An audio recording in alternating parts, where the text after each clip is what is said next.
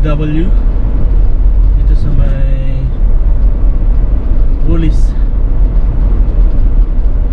Titingin tayo ng mga diecast, Hot Wheels, kasi naiinganyo na naman tayong mag kolekta. Kasi may mga napapanood akong reels na mga collector diecast collector, diecast car collector.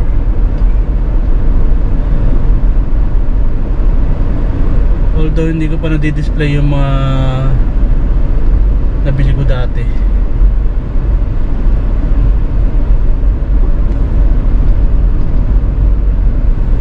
Titingin tayo ng mga pwede nating madagdag dun sa collection natin.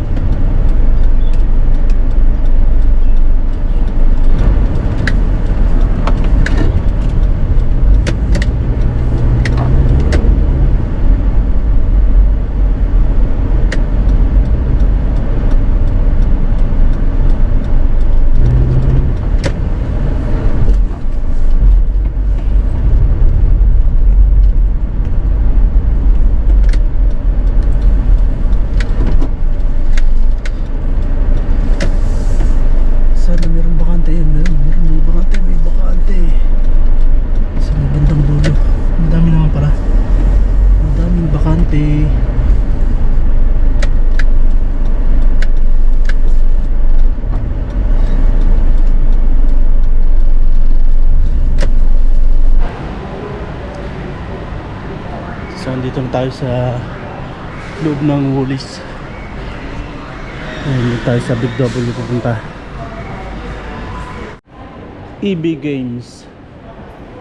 May mga collectibles item din dito.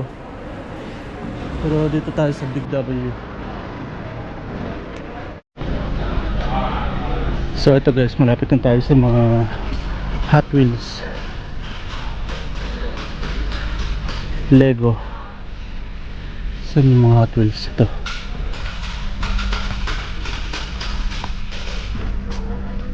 Ito guys, oh, $9 5 pack. Uy, 79. Hot Wheels City roller coaster pala.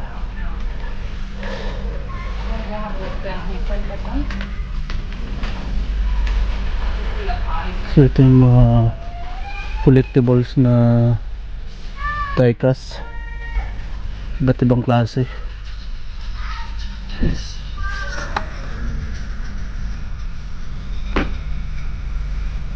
$39. Cars Traveling Team Diecast 5 pack. So ito yung mga nabili natin na diecast car. Ayan. And may nakita tayong t-shirt dito kanina. Ayan. So $6.75. So maganda yung design niya.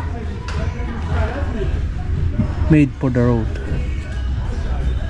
So tinignan ko yung medium kanina. Okay naman. Sakto sa akin.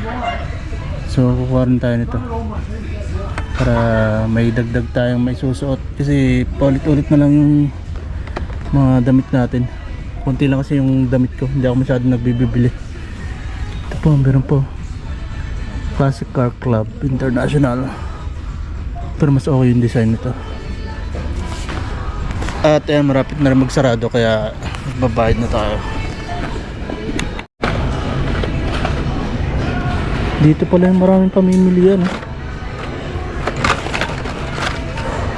Kaso malapit na magsarado, kaya ito, ganda nito, Land Rover,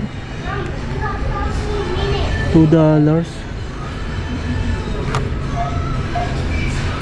So dagdag natin to, Land Rover Defender 90.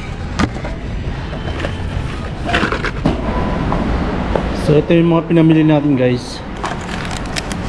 4 na piraso die-cast scarf and isang t-shirt. And gumastos tayo ng 27 megit 27.75.